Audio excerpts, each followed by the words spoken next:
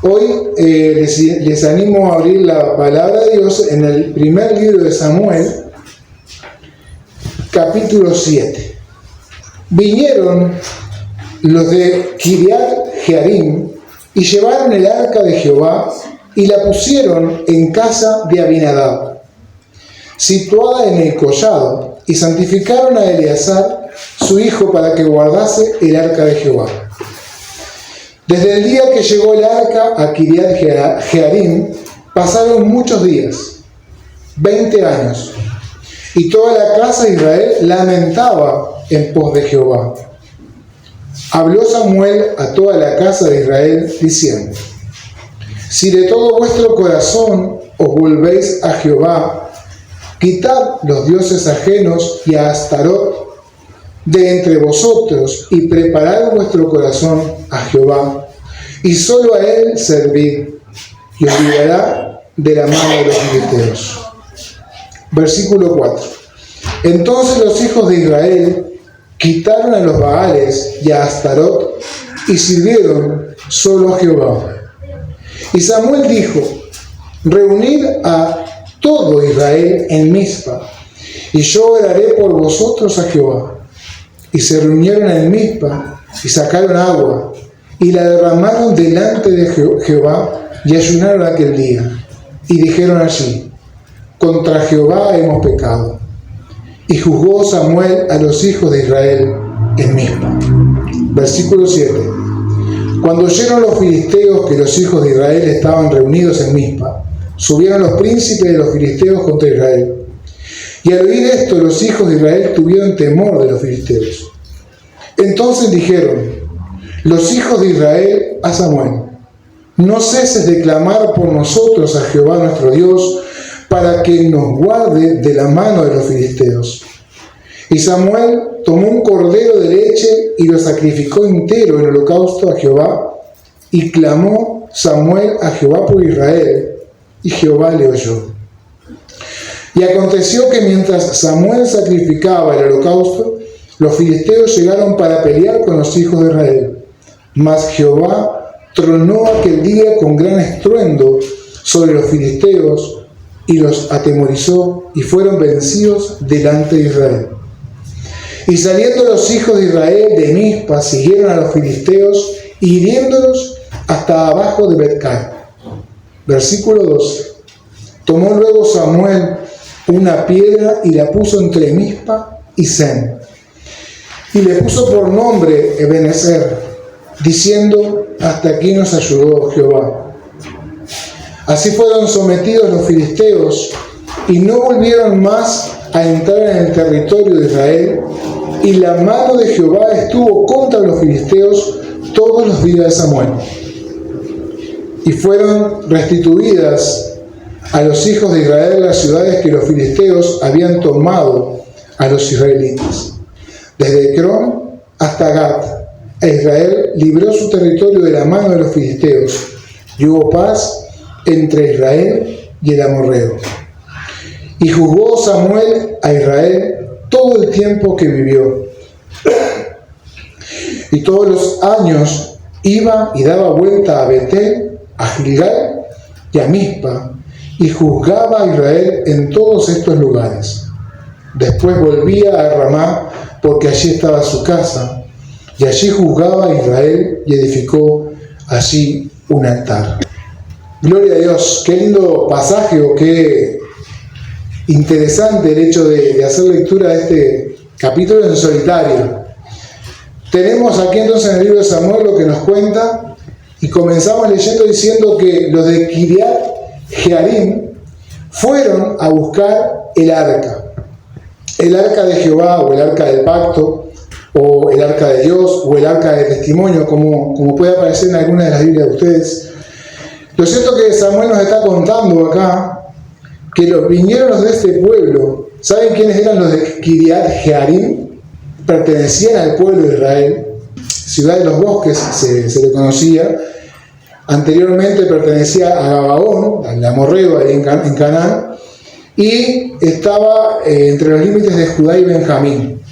Esos hombres de ahí fueron a tomar el arca, y dice que no la llevaron asilo, que era el lugar donde estaba el tabernáculo de reunión, donde el pueblo de Israel se reunía a adorar a su Dios, donde estaba también el tabernáculo, sino que la dejaron en la casa de Abinadab. Eso es lo que dice el texto, situada en el collado. Y dice que estos hombres de Judá santificaron a un hombre llamado Eleazar para que cuidara el arca. ¿Qué es lo interesante de este relato? Es que si uno lee los capítulos anteriores, vemos que Israel estaba en guerra con los filisteos y en un enfrentamiento X se da contra los filisteos y pierden como 3.000 hombres. Y ahí se les ocurre la idea de decir, vamos a Silo a buscar el arca del pacto para que el Señor esté con nosotros y de esa manera podamos vencer a los filisteos. Ese era el pensamiento del pueblo de Israel cuando se trabó en lucha con los filisteos. No olvidemos que los filisteos venían del mar hacia adentro buscando tierras en Canaán también, donde Israel estaba en plena lucha territorial por conquistar la tierra que se le había prometido. ¿Sí? Pero este Israel de la época de los jueces, Samuel es el último de los jueces en Israel, dice que había alejado demasiado de Dios y se había vuelto a los Baales, a los dioses de los cananeos, y Jehová era como un Dios más. Y el arca del pacto ya se había formado y tomado como un amuleto. Era como que Dios estaba ahí. Y la promesa de Dios en el Sinaí para Israel era: manténganse puros de acuerdo a la ley que voy a presentar para ustedes, para que sean mi pueblo escogido, mi pueblo santo, y no se mezclen con las otras naciones. Y sus dioses no pueden ser sus dioses. Entonces, cuando se trabaron en lucha con los filisteos, una de las tantas veces, ellos perdieron la batalla. Se presentan y van a Silo, traen el arca todos contentos y van y enfrentan a los filisteos. Los filisteos matan 30.000 del pueblo de Israel. Imagínense la insatisfacción o el poco gozo que había generado esto. ¿Cómo podemos perder una batalla estando Jehová con nosotros? Lo que pasó en esa batalla es que ellos habían puesto su confianza en el arca y no en el Dios del arca. Y esto puede pasarnos muchas veces como iglesia, de poner nuestra confianza en las actividades de una iglesia, o en un crucifijo, o en un X amuleto que usemos, como cristianos que somos, pero no en el Dios que representa. Fue un aprendizaje tremendo para el pueblo de Dios allí, sentirse perdido, devastado. Si uno lee la historia de los jueces, ¿se acuerdan cuando Gedeón escondía el trigo? Bueno, cuando Jefté y su hija, cuando Débora y Barak hicieron... Y fue así la historia de este pueblo. Una vez que entraron al pueblo de Canaán, se amistaron con dioses paganos y les servían. Se mezclaron con las hijas de esos pueblos cuando Dios le había dicho que no. Que no solamente pierden una batalla, pierden muchos hombres. Los hijos de Elí son muertos en esa batalla. Dios se lo había dicho por boca de Samuel a Elí que sus hijos morirían porque estaban haciendo cualquier barbaridad, los que cuidaban el arca. Elí es juzgado por Dios porque no reprendió a sus hijos con firmeza, sino que les dijo: mijitos, no hagan eso. Y los hijos siguieron haciendo cualquier desastre. Ahora, ¿cuál es lo terrible? Que desde esa batalla en adelante los filisteos tuvieron 7 meses el arca de Dios en su poder. Y saben que cuando uno lee el capítulo 6 de la historia de Samuel, a mí se me brota como una risa, pero es como... porque los filisteos se apropiaron del arca del pacto de Dios, del pueblo de Israel, y para ellos era un Dios más. No era raro ponerlo en un lugar como una deidad. Ese era Dios, el Dios de los hebreos, y lo pusieron frente a una de las imágenes de Dagón. Y resulta que en esos 7 meses, el Dios del arca hizo desbarajustes en todos los filisteos.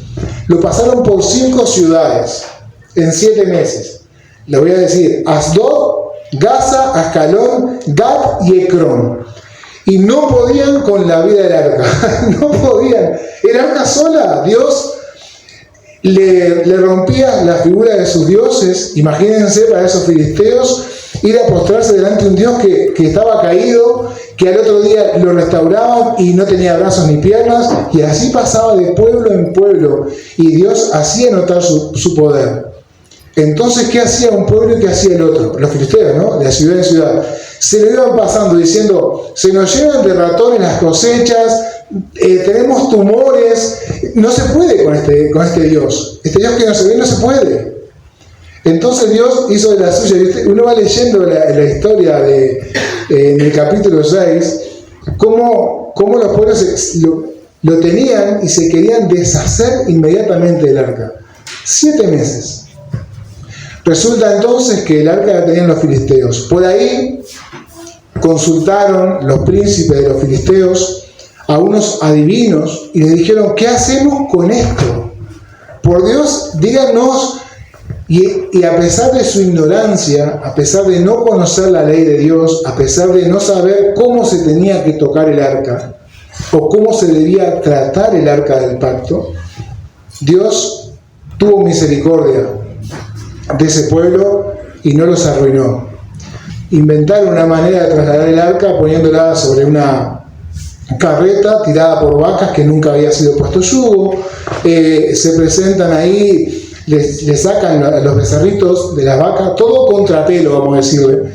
O sea, hacen que la naturaleza vaya en contra, porque las vacas por lo general buscan sus crías. Las ponen en la carreta y las hacen subir por un repecho, un camino, y dijeron que las vacas, que Dios las guíe y que se vaya de acá, por favor. Si es eso, hemos sabido de que Dios estuvo en esto que nos está pasando. El Dios de Israel estuvo haciendo las suyas entre nosotros. Bueno, pues pasó así. La carreta entra en la tierra de Judá a un pueblo que se llama Bet-Semes, que es donde ahí los ciudadanos, que también eran del pueblo de Israel, ¿qué hacen? Estaban cosechando trigo y dice: ¡uy, el arca del pacto en una carreta, atracada en una piedra! Fueron, sacaron, hicieron un holocausto ahí con las mismas vacas que habían cinchado el carro, presentaron una ofrenda a Jehová, pero mató ese día Jehová, por el poco respeto que trataron el arca, 50.000 hombres de esa tierra. Y uno ve diciendo: bueno, pero ¿cómo puede ser esto que Dios mató a los de su pueblo porque miraron adentro del arca? Y cuando uno lee estos pasajes dice: mira qué delicado Dios, ¿eh?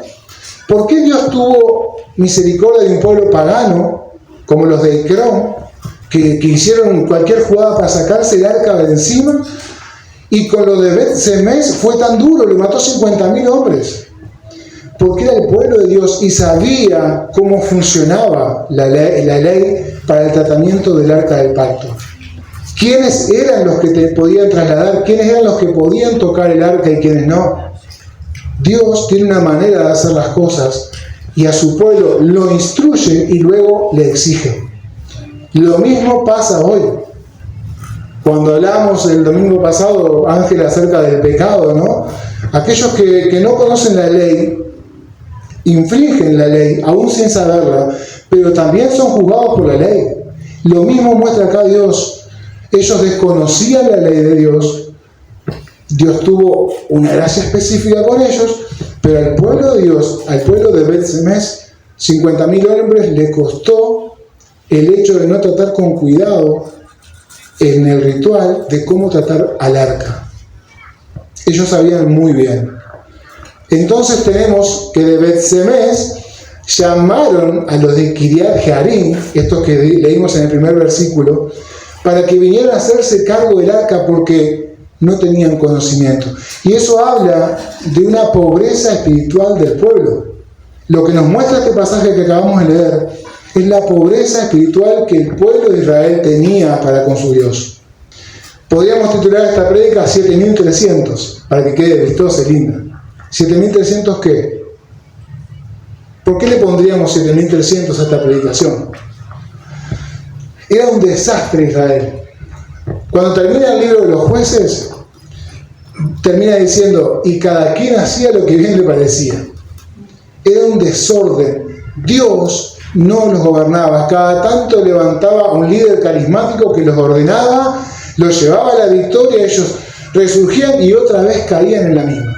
Así tuvieron un promedio de 140 años, hasta que llegó el último de los jueces, que es Samuel. 7.300, ¿por qué? Porque son 20 años estuvo el arca en la casa de Abinadab. Y 7 años son 7.300, 20 años son 7.300 días. No sabemos si son años exactos. Pero habla de la condición espiritual que tenía el pueblo de Dios en esa situación. Ahora, leemos el verso 1 y nos dice que vinieron los de ese pueblo, Kiriat Jearim, y llevaron al arca de Jehová y la pusieron en casa de Abinadab.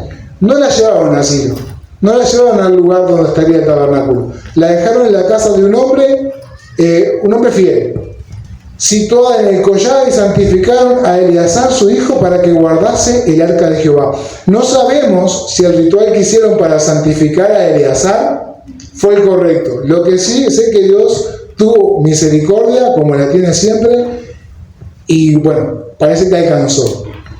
Dice el otro verso, desde el día que llegó el arca a Kiriat Jearim, pasaron muchos días, 20 años, y toda la casa de Israel lamentaba en pos de Jehová. ¿Dónde estaba Samuel en estos 20 años? ¿Qué estaba haciendo el profeta de Dios, el juez de Israel, en ese tiempo? Probablemente estuviera predicando el arrepentimiento y volverse a Dios, para ir generando una comunidad donde estuviera al tanto de lo que estuviera hablando. Entonces dice que se escuchó entonces la voz del pueblo diciendo, ay Dios, por favor ayúdanos. Estaban siempre sitiados, estaban con hambrunas, estaban con pestes, y esa es la condición de un pueblo sin conocimiento de Dios. El pueblo de Dios, el pueblo escogido de Dios, estaba sin conocer a Dios. Y ahí la versión NBI, por favor léeme el verso 3, porque es una clave en esa traducción para entender esto que viene ahora. Por eso Samuel dijo al pueblo, si ustedes desean volverse al Señor de todo corazón, desháganse de los dioses extranjeros y de las imágenes de Astarte.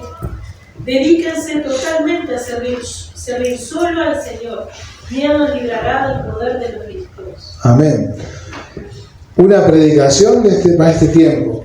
Vuélvanse a Dios. Si ustedes, ahí la versión que acabé de leer en la Reina Valera dice, habló Samuel a toda la casa de Israel diciendo, y parece como que vino así de golpe, pero ahí la versión NBI, Dios habló y dice, por esta causa, porque empezaron a sentir ansiedad y necesidad de la palabra de Dios, es que Samuel fue y les habló de parte de Dios. ¿Se entiende en el detalle? Que todo avivamiento espiritual, como sucedió en esto que acabamos de leer, nace y surge siempre de la palabra de Dios. No es casualidad. Samuel se tomó 20 años predicando por ahí y por allá, generando un pueblo consciente de que hay un Dios en los cielos que lo ama y que los había escogido, pero que tenía un reglamento, una ley para que vivieran. Y eso comenzó a generar en ellos la necesidad de una relación con Dios íntima. Y no ha cambiado nada Dios hasta esta época de nosotros. Él les dice, habló Samuel a toda la casa de Israel diciendo, si de todo vuestro corazón os volvéis a Jehová. Y volverse a Jehová, o cuando Jehová se vuelva al pueblo, ¿cómo es? ¿Cómo se lo imagina? Es alguien que va para allá, ¿no? Y vuelve en pos de Jehová. Estamos en contra de las leyes de Dios, haciendo oídos sordos a lo que su voz dice, y nos volvemos, dice, de todo vuestro corazón. Y ahí no se está refiriendo al músculo que bombea sangre, se está refiriendo a las entrañas, con todo lo que tenemos, buscamos de Dios, dice, y hay una manifestación interna entonces en lo que Samuel les pide al pueblo, y una manifestación externa. ¿Cuál es la primera que Samuel le pide al pueblo? Si se vuelven a Dios con todo su corazón, una manifestación interna. Dice después, y quitan los dioses ajenos y Astarot de entre vosotros, y preparan vuestro corazón, y solo a Jehová servir. Hay una manifestación, uno cuando comparte el Evangelio o llama al arrepentimiento por el Evangelio a una persona, uno lo que intenta ver en la persona que se arrepiente de los hechos es frutos dignos de arrepentimiento. ¿Y cómo se ven los frutos dignos de arrepentimiento? Que una persona se compungió, se quebró en llanto, entendió que estaba en falta con Dios, pero no podemos verlo, podemos suponerlo. Entonces lo que Samuel le pide acá al pueblo es, si de todo corazón se vuelven a Jehová su Dios, ¿sí? Primero eso, quiten los dioses ajenos. Entonces lo que le invita a hacer es algo exterior, algo que se pueda hacer visible. Hay un arrepentimiento de ir en contra de la ley de Dios. Bueno, se arrepintió, su corazón se estremeció, lloró delante de Dios. ¡Qué bueno! Bueno, ahora quite los dioses Astarot y la otra, ¿cuál era? Y los Baales, el dios de la fertilidad. Y la diosa Astarot estaba muy ligada a la fertilidad también y a la abundancia, y eso implicaba relaciones sexuales y todo un desastre delante de Dios. Así estaba el pueblo de Dios. Pero la voz de Dios, una vez más, por boca de Samuel, dice: pueblo de Israel, si ustedes se vuelven a Dios de verdad, sacan los dioses. Y un detalle que parece que lo leemos muy rápido: y servir solo a Jehová. ¿Saben qué es servir? Me pegó en el pecho todos estos días. Porque a veces sí, nos volvemos a Dios y hay un servicio para dedicarle a Dios con nuestras vidas. Nos volvemos a Dios, nos arrepentimos de nuestros pecados, Él nos perdona, se hace nuestro Dios que nos cuida, que nos guarda y espera un servicio. Dios nos capacitó con talentos, dones para el servicio a Dios. Una vez que el ser humano se arrepiente de su condición, que entiende por el mensaje del Evangelio que está mal delante de Dios, y es más, su vida es un desastre. Es lo que pinta este cuadro en el pueblo de Israel. 140 años más o menos de pura esclavitud y puro sometimiento a los filisteos, que jugaron un papel también de parte de Dios. Dios se sirve incluso de los paganos para abofetear a su pueblo, como lo hizo con Babilonia, cuando lo hizo con el pueblo asirio, cuando lo hizo con los filisteos. Eran salvajes y sometían al pueblo. Esa es la condición del ser humano. Bueno, aquí Samuel dice: muchachos, hay una clave. Entréguense a Dios, arrepiéntanse de sus pecados, vuélvanse a Él con todo su corazón, sírvanle con todo lo que tienen. Dice: y os librará de las manos de los filisteos. Una promesa de libertad. Una promesa de volverse a Dios y ser verdaderamente libres. Juan 8, de 31 a 36, conoceréis la verdad y la verdad os hará verdaderamente libres.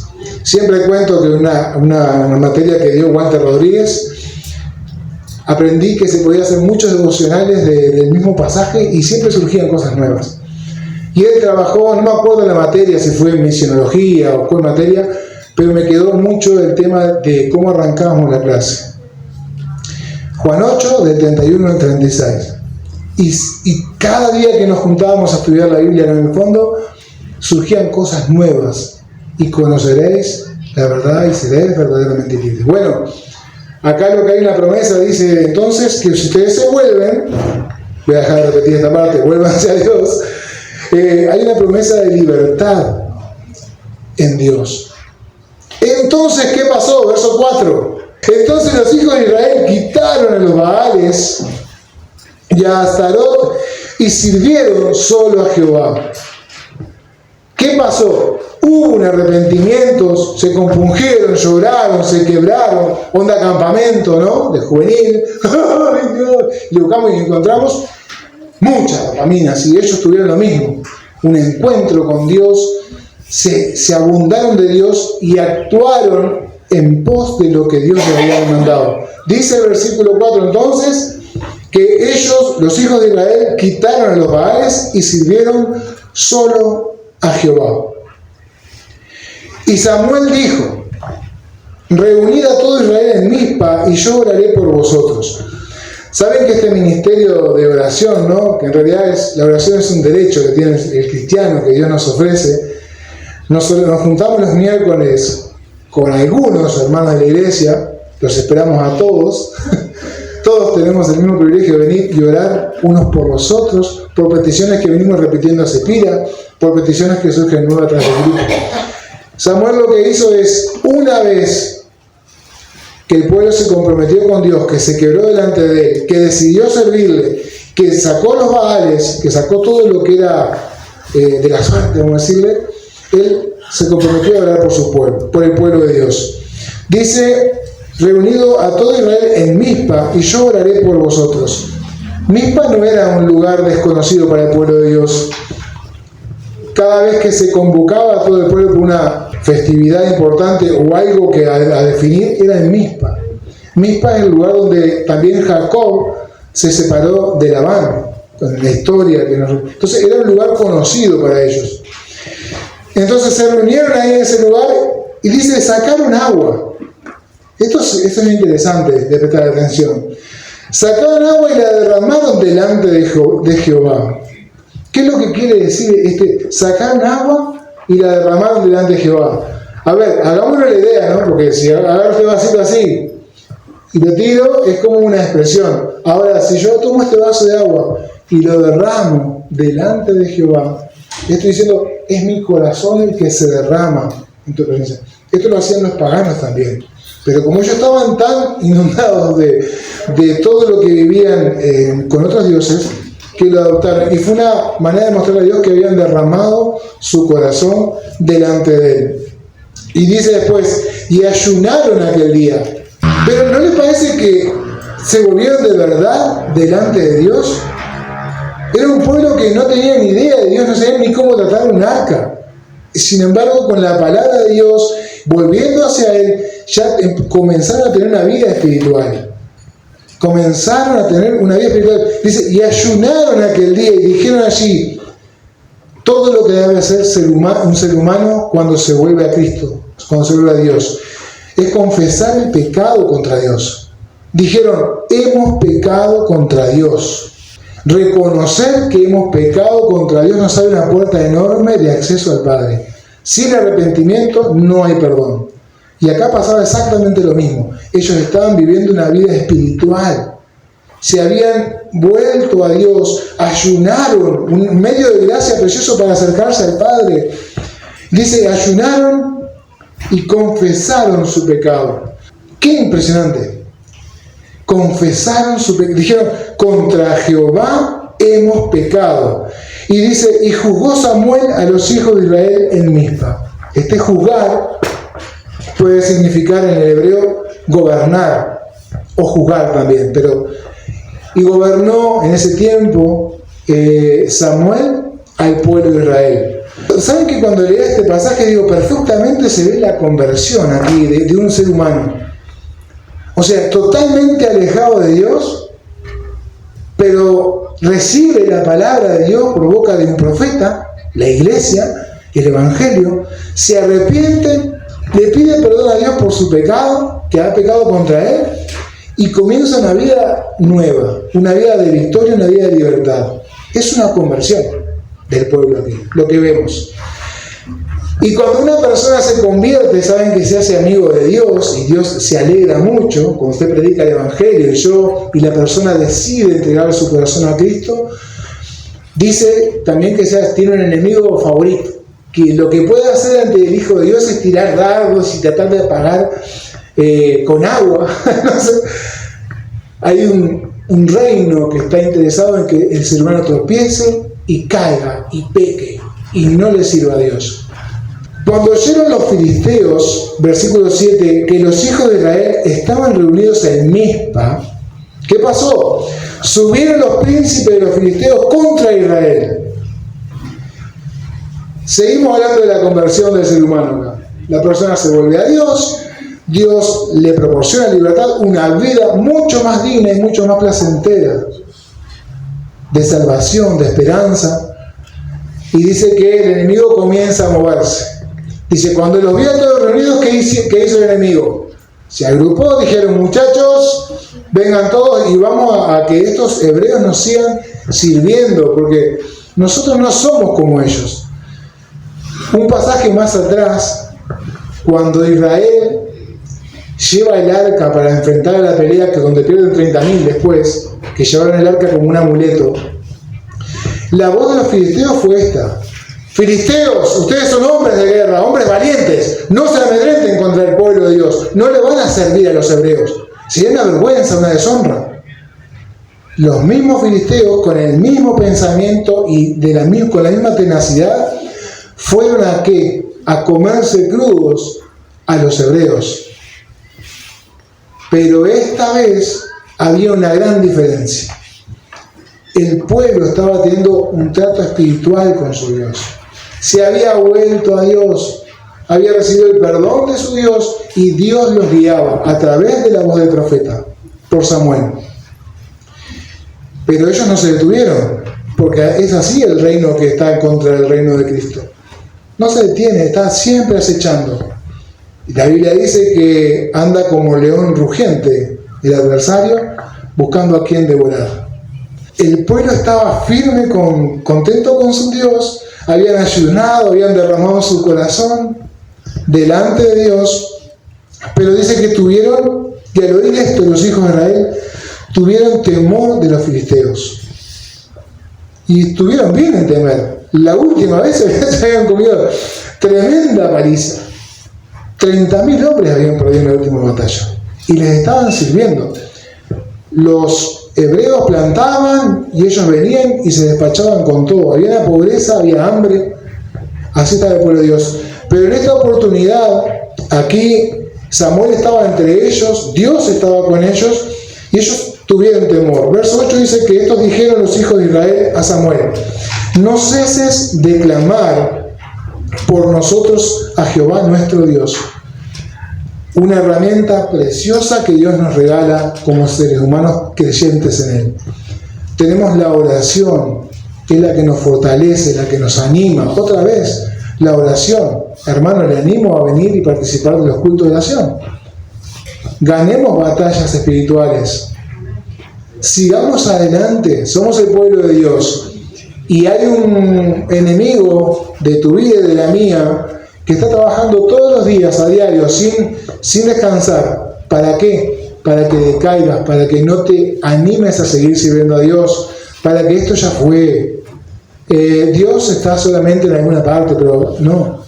Dios quiere que su pueblo se avive a través de su palabra para que le sirva y que pueda ser un pueblo que confíe en Dios.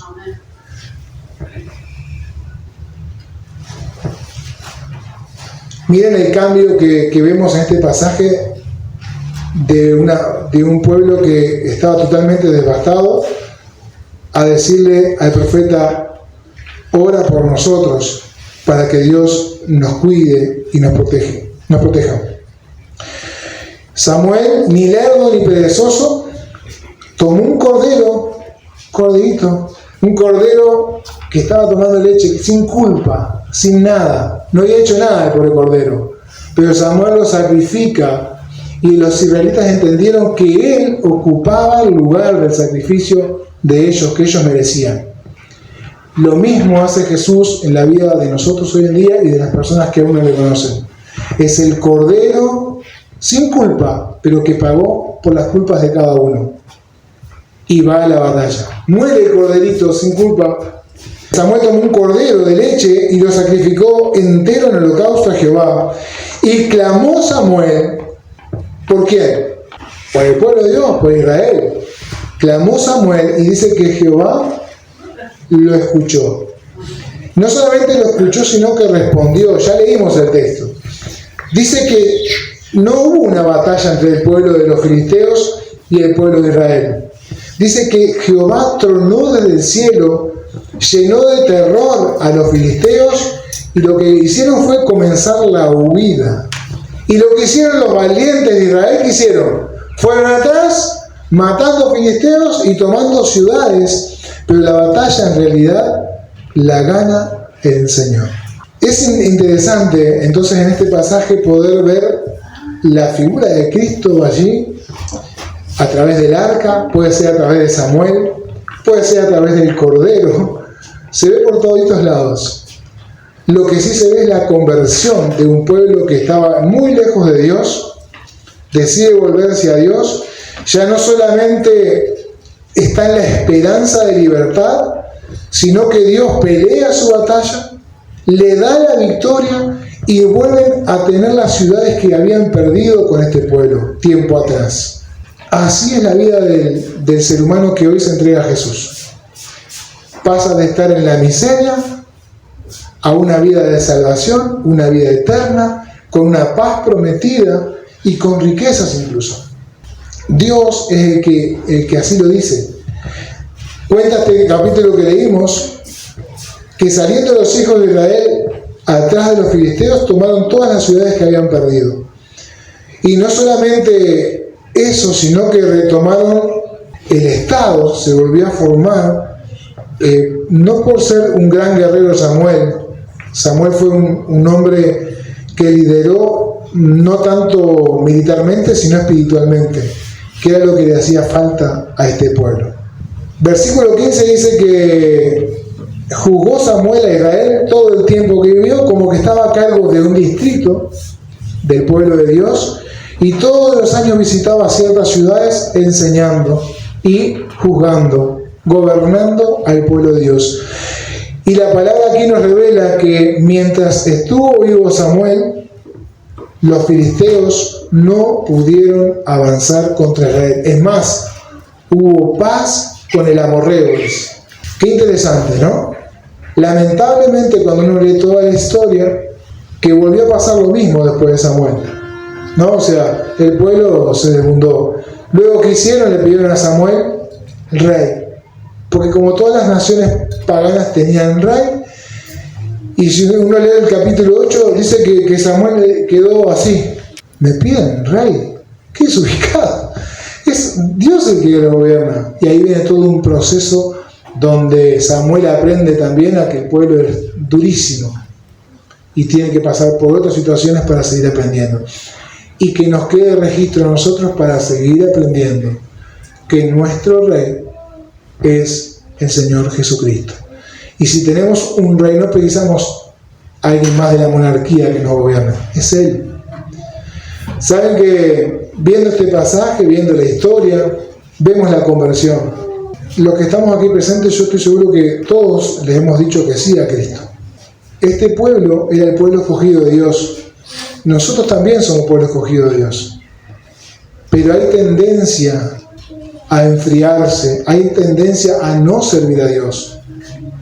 Y comienza a debilitarse una vida espiritual de personas que creen en Dios. Ellos seguían creyendo en Jehová de los ejércitos, pero no le servían, no le adoraban como Dios. ¿Qué riesgo tenemos como creyentes, como cristianos, de habernos acostumbrado a seguir a Cristo de lejitos o no comprometernos con la causa de Él? De proclamar un mensaje de salvación, de vida eterna, que hay esperanza, pero no solamente para después de la vida, hay esperanza para ahora. Como decíamos el miércoles, hace unos miércoles atrás, Dios es fiel y hemos podido experimentar la fidelidad de Él en cosas que no merecemos y tenemos. Pero más allá de lo material, hay una verdad eterna que cada uno puede tomar en esta vida. De decir, Señor, yo me he entregado a ti, pero sírvale a Dios. Ese versículo 3, cuando dice, y solo a Él servir. ¿Saben que no es un tema de nuestra iglesia local el hecho de que el servicio a Dios no es valorado? Lamentablemente, en la iglesia en Uruguay, en Argentina, en Brasil, en Chile, en Perú, Panamá, en todos los países ha descendido. No hay un compromiso real con Dios. Creemos en Dios, lo vemos como un Dios soberano, pero no le servimos. Y la obra de Dios sigue funcionando con aquellos que toman el arado y siguen adelante. La invitación hoy es, mi hermano, si usted ha entregado su vida a Cristo, se salvó, Vive la libertad que Dios le ha ofrecido, real. En realidad, Dios le ha dado más de lo que usted merece. Sirva a Dios con todo su corazón, con lo que tiene, con los talentos y los dones que Dios ha puesto en cada uno, de los presentes y de los que escuchan después el mensaje. Dios sigue llamando al pueblo de Dios a ser su pueblo y a que le sirva. Oramos, ¿le parece? Señor, gracias por este pasaje de 1 Samuel, este capítulo 7, que está en medio de grandes pasajes de la Escritura. Gracias por enseñarnos que tú rescataste un pueblo para ti, que es un pueblo escogido, y como dice tu palabra, no por ser un gran pueblo, ni hermoso pueblo lo escogiste, sino por débil. Al igual hiciste con nosotros, Señor, siendo personas indignas de recibirte, te has mostrado a nosotros a través del Evangelio, te hemos abierto nuestro corazón y gobiernas nuestra vida. El pedido, la oración de hoy es que podamos ser ese pueblo obediente, que te busca, que te reconoce como Dios, que tiene prácticas espirituales como el hecho de congregarse y de reconocerte como Señor, pero también el servicio. Señor, llama a tu pueblo para cumplir la tarea que nuestro Señor Jesucristo ha encomendado. Te ruego que nos inspires a través de tu palabra, y como dije al principio, ningún avivamiento se da si no es a través de la palabra, de tu palabra, Señor. Bendice mis hermanos, bendice cada familia representada en este lugar, bendice el que escucha después y que realmente pueda comprometerse contigo y vivir la libertad en Cristo real. Te adoramos y te bendecimos, Señor. Amén y amén.